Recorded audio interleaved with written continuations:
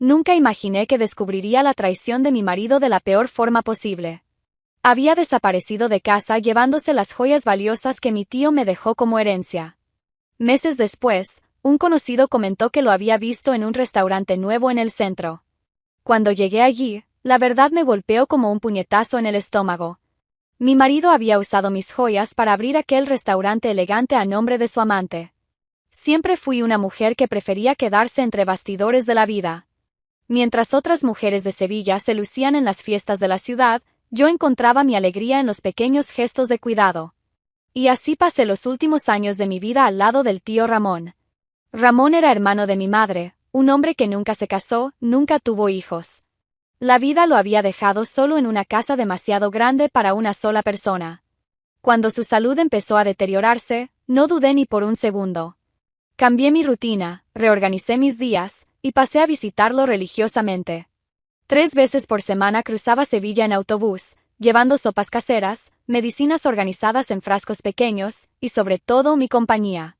Ramón tenía historias fascinantes de cuando trabajó como joyero en su juventud, antes de la Guerra Civil. Contaba sobre clientes famosos, sobre piezas únicas que había creado con sus propias manos. Durante 2 años nuestra rutina fue sagrada. Siempre llegaba a las 2 de la tarde y me quedaba hasta el final de la noche. Ayudaba con la medicación, organizaba la casa, cocinaba. Pero lo que más hacíamos era conversar. Ramón me contaba sobre su juventud, sobre los lugares que había conocido, sobre los amores que no funcionaron. A veces, tomaba mi mano con aquellas manos temblorosas y decía, Laura, niña, eres la hija que nunca tuve. No sé qué sería de mí sin ti. Nunca esperé nada a cambio. Era genuino el cariño que sentía por él. Ramón representaba una conexión con el pasado de la familia, con historias que se perderían si yo no estuviera allí para escucharlas. Cuando falleció, en una tranquila mañana de septiembre, sentí como si un pedazo de mi propia historia se hubiera ido con él. El funeral fue pequeño, íntimo. Pocos amigos, algunos vecinos. David estuvo a mi lado, consolándome mientras lloraba por la pérdida de aquel hombre que se había vuelto tan importante para mí. 3 días después, el abogado de Ramón me llamó. Señora Laura, necesita venir a la oficina. Don Ramón dejó algo para usted. Fui sin expectativas, pensando tal vez en algún objeto de recuerdo, una foto antigua, quizás uno de sus libros favoritos. Jamás imaginé lo que me esperaba.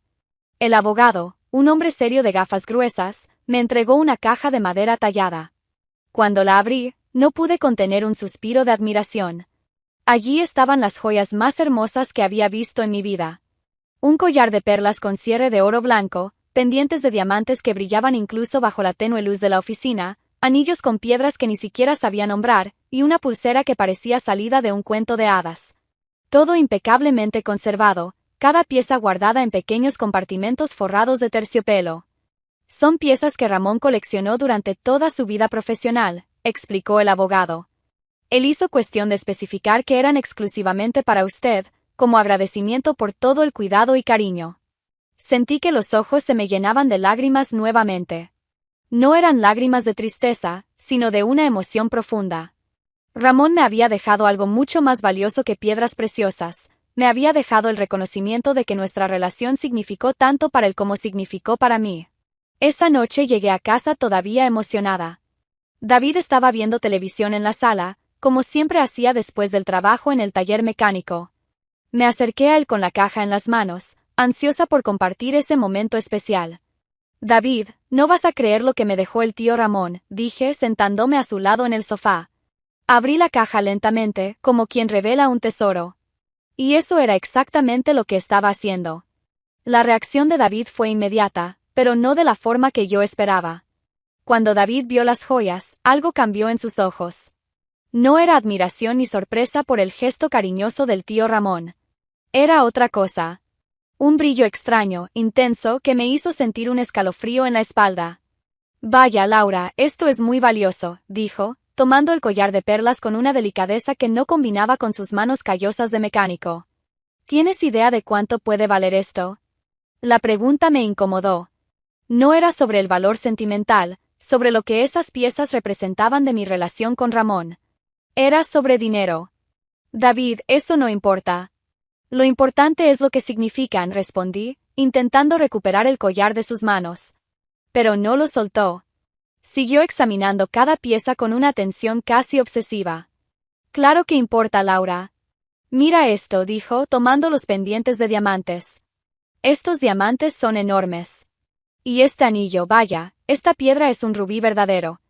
Su entusiasmo me estaba incomodando. Intenté cerrar la caja, pero David sujetó mi mano. Espera, déjame ver bien todo. Esto puede ser nuestra salvación. ¿Salvación de qué? Estamos bien, David. Me miró como si fuera ingenua. Laura, con esto podemos cambiar de vida. Invertir en algo, abrir un negocio. Déjame llevarlo mañana a un tasador que conozco. No quiero tasarlo, David. Quiero guardarlo como recuerdo del tío. Solo para saber su valor. No vamos a vender nada, insistió. Pero es bueno saber que tenemos en casa. Contra mi voluntad, acabé aceptando. David parecía tan animado, tan lleno de planes. Pensé que tal vez era solo curiosidad natural. Al día siguiente, salió temprano llevando las joyas en una bolsa.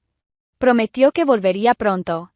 Pero cuando David regresó esa tarde, era una persona completamente distinta. Sus ojos brillaban de una forma febril. Sus manos temblaban ligeramente mientras me contaba sobre la tasación. Laura, no vas a creerlo, dijo, caminando de un lado a otro de la sala. El tasador casi se desmaya cuando vio las piezas. Esto vale una fortuna de verdad. ¿Cuánto?, pregunté, más por educación que por interés real. 42.000 euros, Laura, 42.000, repitió como si no creyera sus propias palabras. El número me revolvió el estómago. 42.000 euros. Era más dinero del que jamás había imaginado poseer. ¿Lo entiendes ahora? Con esto podemos comprar una casa mejor, un coche nuevo, invertir. David hablaba rápido, atropellando las palabras. Podemos abrir un taller más grande, contratar empleados. Durante las semanas siguientes, David no hablaba de otra cosa. Se despertaba en medio de la noche con ideas de negocios. Pasaba horas en el ordenador investigando inversiones, oportunidades, franquicias. Había una inquietud en el que nunca antes había visto. Empezó a llegar tarde a casa, diciendo que estaba hablando con posibles socios, visitando locales comerciales, estudiando el mercado. Cuando intentaba hablar de otros temas, siempre acababa volviendo a las joyas y a los planes que podían financiar. David, estás obsesionado con esto, le dije una noche, después de que pasara horas mostrándome hojas de cálculo de inversiones. No es obsesión, Laura. Es visión de futuro. No entiendes la oportunidad que tenemos. Pero yo entendía. Entendía que mi marido estaba cambiando, convirtiéndose en alguien que no reconocía. La amabilidad dio paso a la impaciencia. La tranquilidad fue sustituida por una energía nerviosa constante. El dinero cambia a las personas. David se volvió otro hombre. ¿Quién ha visto a alguien cambiar por dinero? Cuéntenme en los comentarios. Y entonces, un jueves por la mañana, ocurrió lo que jamás imaginé que fuera posible. Desperté y David no estaba en la cama. Pensé que había salido temprano al taller como a veces hacía. Pero cuando fui a desayunar, encontré una nota en la mesa de la cocina. Tuve que viajar. Vuelvo en unos días. Solo eso. Sin explicación, sin teléfono, sin dirección. Corrí al dormitorio y abrí el cajón donde guardábamos las joyas. Estaba vacío. David había desaparecido.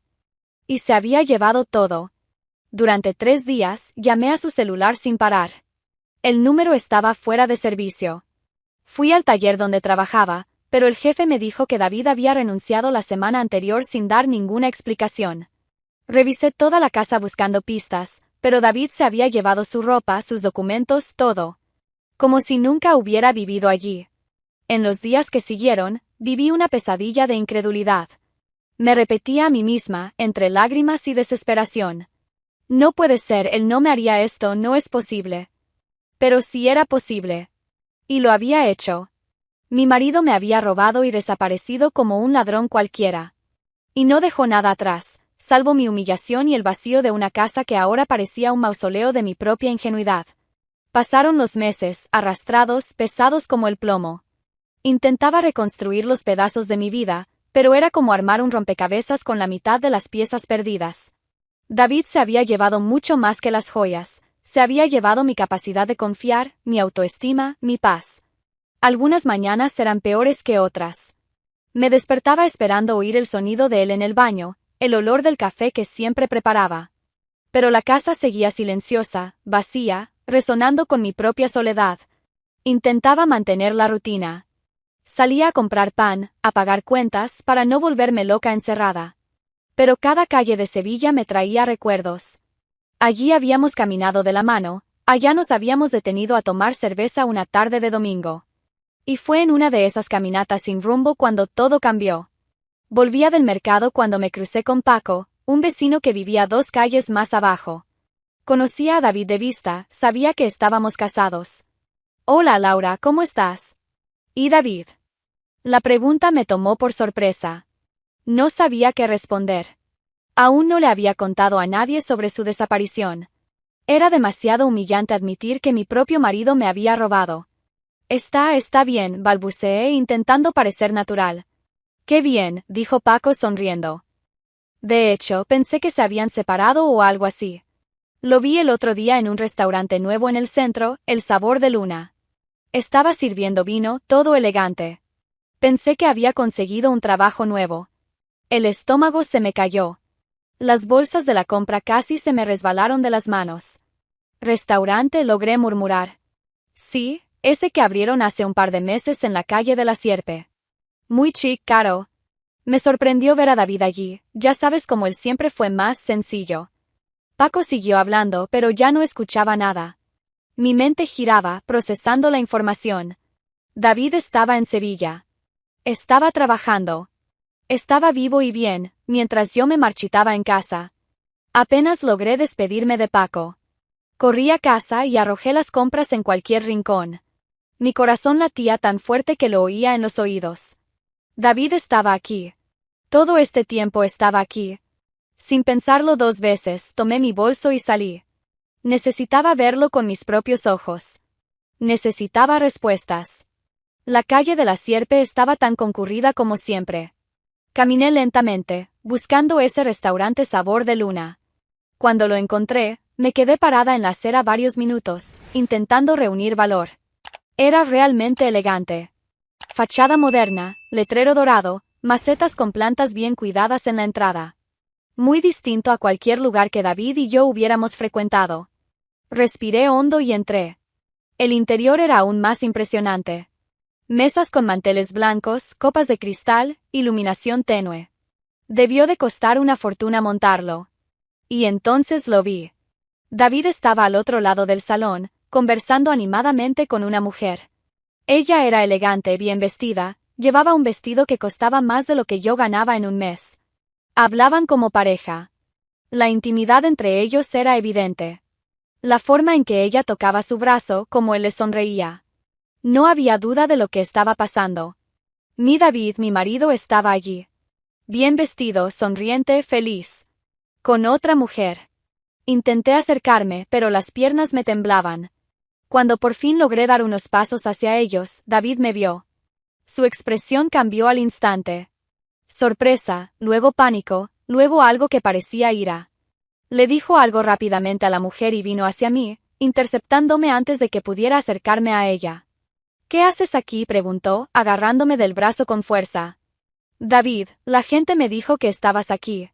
Pensé que podía hablar contigo. ¿Hablar de qué? Me arrastró hacia un rincón más apartado del restaurante. Su voz era baja, pero cargada de irritación. Quiero que me devuelvas mis joyas, logré decir, intentando sonar firme. David se rió. Fue una risa cruel que me cortó por dentro. ¿Tus joyas? Laura, tú no tienes nada aquí. Las joyas están a nombre de ella ahora, dijo, señalando discretamente a la mujer rubia. Si quieres denunciar, adelante. Buena suerte probando algo. ¿Cómo pudiste hacerme esto? Éramos marido y mujer, David. Confié en ti. Y yo confié en tu sentido común. Pero nunca entendiste el valor de lo que tenías. Yo solo aproveché una oportunidad. Cada palabra era como una puñalada. Ese no era el hombre con el que me había casado. Era un extraño cruel, alguien que no reconocía.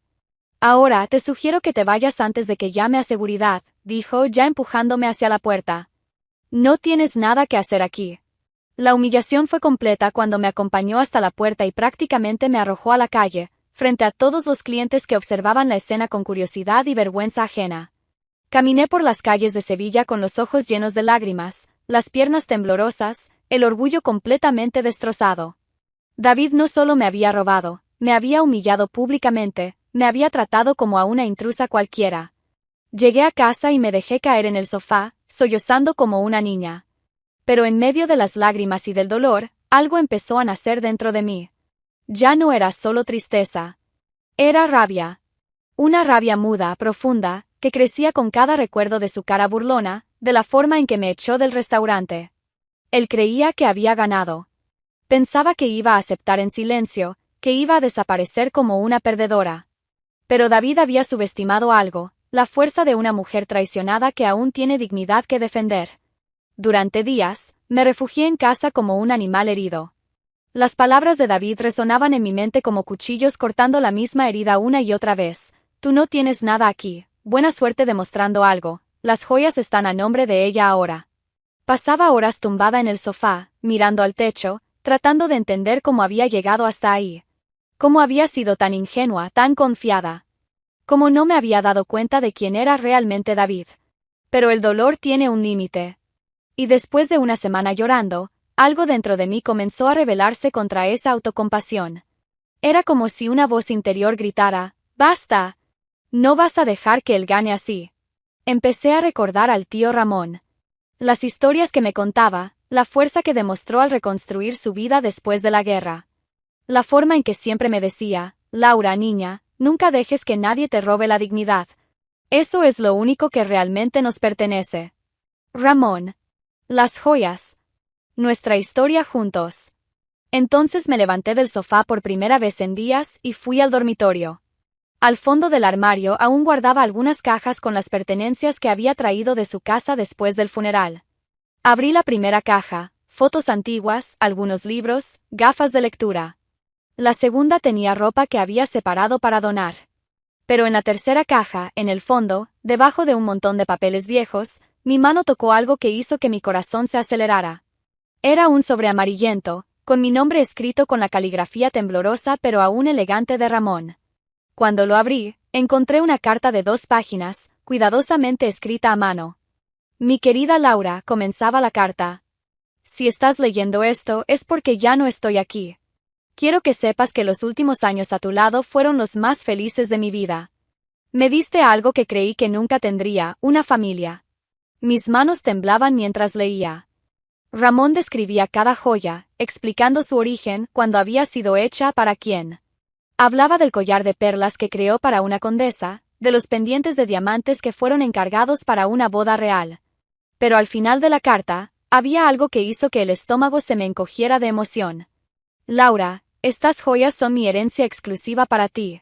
No por su valor monetario, sino por lo que representan, años de trabajo, de arte, de historia. Son tuyas por derecho, por cariño, por justicia. Nadie más tiene ningún derecho sobre ellas. Guarda esta carta como prueba de mi amor y mi gratitud.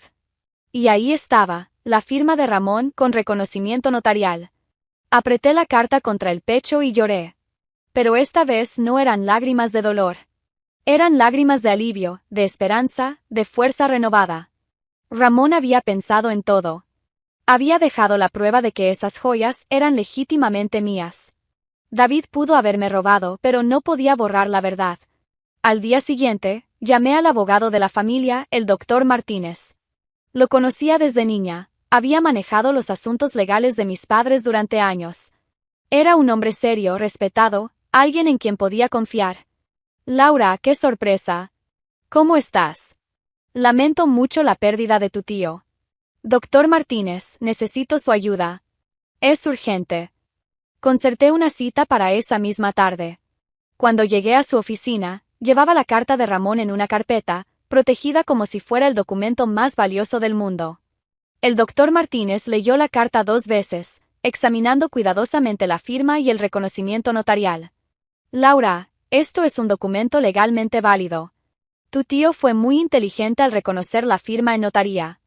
Eso le da peso jurídico a la herencia. Le conté toda la historia, la desaparición de David, el robo de las joyas, el restaurante, la amante. El doctor Martínez escuchaba en silencio, a veces negando con la cabeza en desaprobación. Es un caso claro de apropiación indebida, dijo finalmente. Y con agravantes, violación de la confianza conyugal, ocultación de patrimonio, posible lavado de dinero si realmente usó las joyas para financiar el restaurante. Pero él dijo que las joyas están a nombre de la amante. ¿Cómo vamos a probar que fueron compradas con el dinero de mis joyas? El doctor Martínez sonrió por primera vez desde que llegué. Laura, existe algo llamado trazabilidad. Si las joyas fueron vendidas y el dinero usado para abrir el restaurante, hay registros bancarios, facturas, documentos. Vamos a investigarlo todo. ¿Y si no logramos probarlo? Lo lograremos. Y aunque no lográramos probar el destino del dinero, tenemos la carta. David robó bienes que legalmente te pertenecen. Eso ya es delito suficiente. Por primera vez en semanas, sentí una chispa de esperanza. No estaba sola. No estaba desamparada. Tenía un abogado competente y, sobre todo, tenía la verdad de mi lado. ¿Qué hacemos ahora?, pregunté. Ahora, Laura, vamos a la guerra. Y vamos a ganarla. Salí de la oficina del doctor Martínez con la cabeza en alto por primera vez desde que David había desaparecido. Ya no era la mujer rota, humillada, que había sido echada del restaurante. Era una mujer con un plan. Y con la justicia de su lado. David creía que había ganado. Pero el juego apenas comenzaba. La noche siguiente volví a Sabor de Luna. Pero esta vez era una mujer completamente distinta. Ya no iba cabizbaja, ya no estaba sola y definitivamente ya no estaba indefensa. El doctor Martínez caminaba a mi lado, elegante en su traje oscuro, llevando una carpeta de cuero que contenía la munición legal que íbamos a utilizar. Yo llevaba mi mejor vestido, me había arreglado el cabello, me maquillé.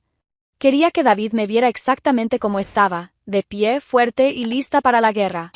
El restaurante estaba lleno. Era un viernes por la noche, y Sabor de Luna parecía estar teniendo éxito entre la clientela rica de Sevilla. Era irónico pensar que el éxito de ese lugar había sido construido con mi dinero. Cuando entramos, varios camareros se acercaron a recibirnos. Pero yo tenía un objetivo muy específico. Buenas noches, dije con voz firme y clara. Queremos una mesa para dos. Y queremos que David nos atienda. Uno de los camareros pareció confundido. David, señorita. El socio. El que robó 42.000 euros para abrir este lugar. Desde el otro lado del salón, pude ver a David conversando con su amante cerca del bar. Aún no me había notado, pero eso estaba a punto de cambiar. Está bien, voy a llamarlo, dijo el camarero, visiblemente incómodo con la situación. Elegimos una mesa justo en el centro del restaurante, donde todos pudieran vernos y oírnos. Era exactamente lo que yo quería. Cuando David se acercó, su expresión cambió por completo al reconocerme. La sonrisa forzada que había mostrado al saludar a los clientes desapareció al instante. Laura, ¿qué haces aquí otra vez?, preguntó intentando mantener la voz baja. Cenando, respondí con una tranquilidad que no sabía que tenía. Este es un restaurante, ¿no? Y este es el doctor Martínez, mi abogado. David palideció visiblemente al oír la palabra abogado. ¿Nos podrían traer el menú, por favor?, continué como si estuviéramos en una situación totalmente normal. Y 2 copas de su mejor vino tinto. De ese que compraron con mi dinero. David se quedó parado unos segundos, claramente sin saber cómo reaccionar. El restaurante estaba lleno, otros clientes ya comenzaban a mirar en nuestra dirección. No tenía otra opción que obedecer. Claro, murmuró, haciendo una señal al camarero para que trajera los menús. Mientras esperábamos, el doctor Martínez y yo conversábamos normalmente, como 2 amigos cenando. Pero podía sentir los ojos de David sobre nosotros, tratando de adivinar lo que estábamos planeando. Cuando llegó la comida, comencé a comer con calma. Saboreaba cada bocado, cada sorbo de vino. David circulaba por el restaurante, pero claramente estaba nervioso, mirando constantemente hacia nuestra mesa. Fue entonces cuando el doctor Martínez decidió que era el momento. David, lo llamó cuando mi exmarido pasó cerca de nosotros. ¿Podría acercarse un momento? David se acercó con desgano. En ese momento, la amante también vino hacia nosotros, sospechando claramente que algo pasaba. Tengo algo para los dos, dijo el doctor Martínez, sacando un sobre de su carpeta. ¿Qué es esto?, preguntó la mujer con un marcado acento argentino. Una notificación judicial. Demanda por apropiación indebida, fraude patrimonial y asociación ilícita. El silencio que siguió fue ensordecedor. David tomó el sobre con las manos temblorosas, y cuando leyó el contenido, su rostro se volvió blanco como el papel. La amante leyó por encima de su hombro. No pueden probar nada, dijo David, pero su voz salió débil, sin convicción. Oh, pero sí podemos, respondió el doctor Martínez con una calma profesional. Tenemos la carta del tío Ramón, con firma notarial, que prueba que las joyas pertenecen exclusivamente a Laura. Tenemos testigos del momento en que desaparecieron. Y ya sabemos exactamente cómo lavaron el dinero.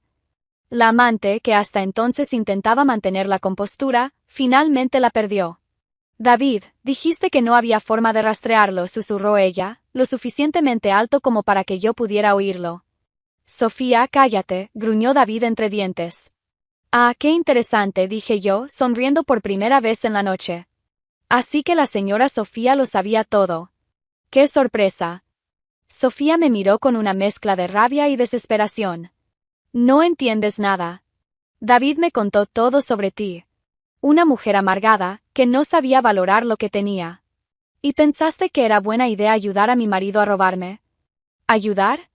Lo salvé de una vida mediocre a tu lado.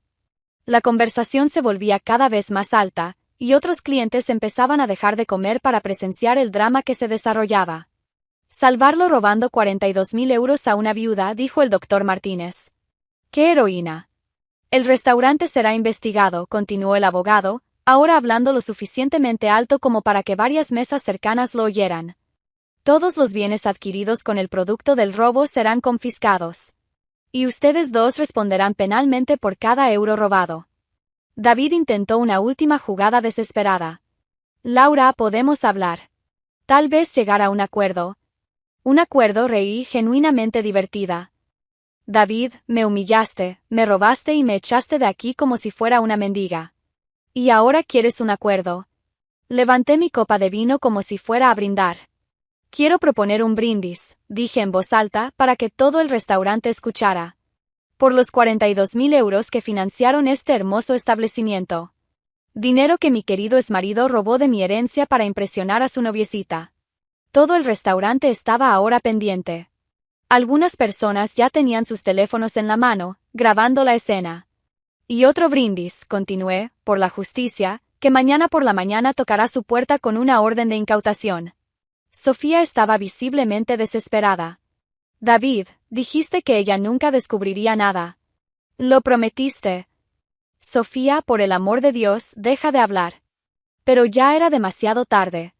La confesión pública estaba hecha, grabada por al menos 5 clientes distintos. Tomé mi bolso y me levanté de la mesa con toda la elegancia que pude reunir. Doctor Martínez, ¿podemos irnos? Creo que nuestra misión aquí está cumplida. Antes de salir, me giré una última vez hacia David y Sofía. Ah, una última cosa. Espero que hayan disfrutado estos meses gastando mi dinero.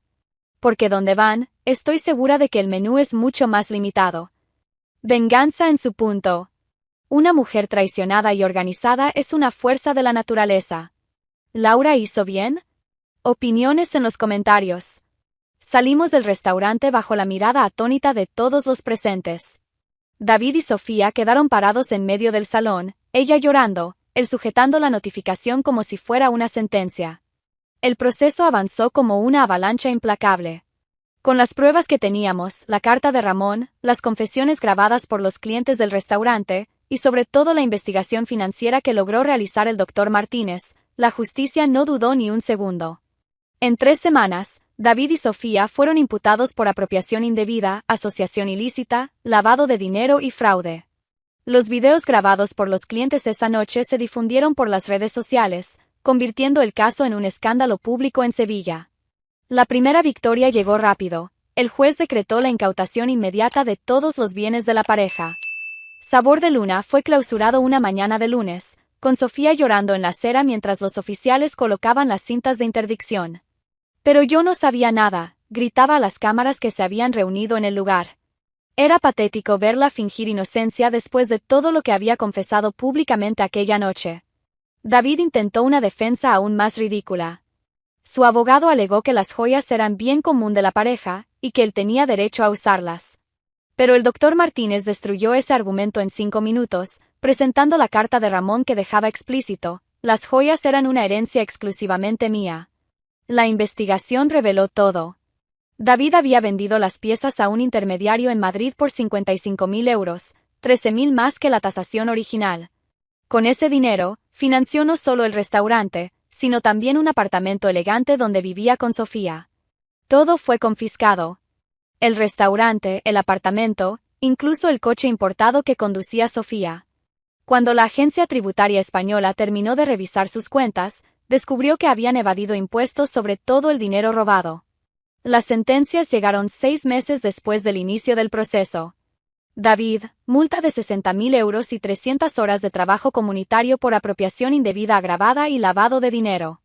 Sofía, multa de 40.000 euros y 200 horas de trabajo comunitario por participación en delito patrimonial y ocultación de bienes. Pero lo que más me satisfizo no fue el valor de las multas. Fue verlos siendo abandonados.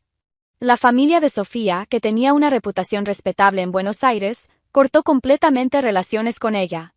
Los amigos ricos que frecuentaban el restaurante desaparecieron. Cuando Sofía fue condenada, no había una sola persona en la puerta del tribunal para apoyarla. David no solo perdió el dinero, también perdió la dignidad.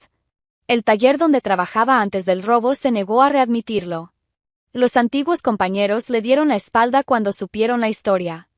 Incluso su propia madre, doña Inés, vino a pedirme disculpas por lo que su hijo había hecho.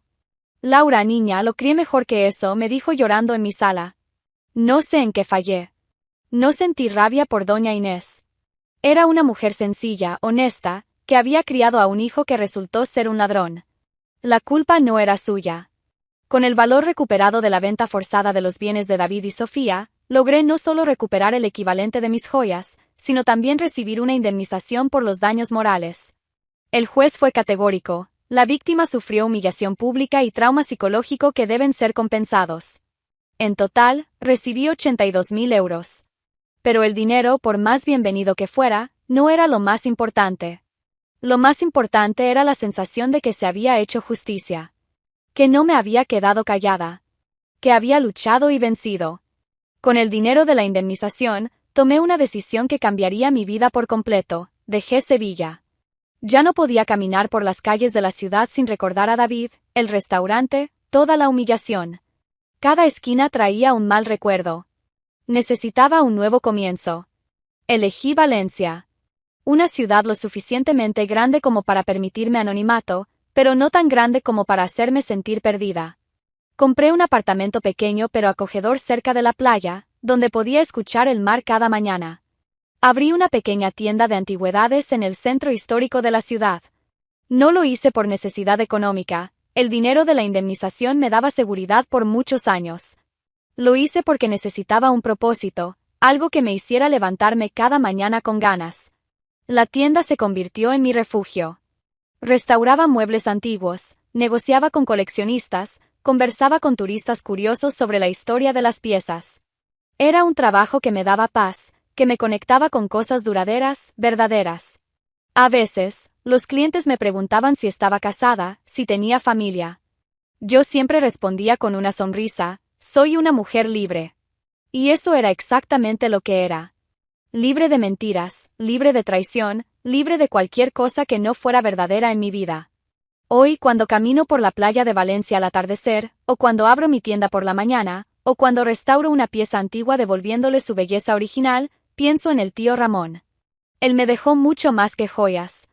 Me dejó la lección de que nuestra dignidad es lo único que realmente nos pertenece. Y que, cuando alguien intenta robarnos esa dignidad, no solo tenemos el derecho, sino el deber de luchar por ella. David creyó que había ganado cuando me robó y me humilló. Pero al final la que ganó fui yo. Gané mi libertad, mi paz y, sobre todo, gané la certeza de que jamás permitiría que alguien me volviera a menospreciar. Y eso, ningún ladrón puede robar.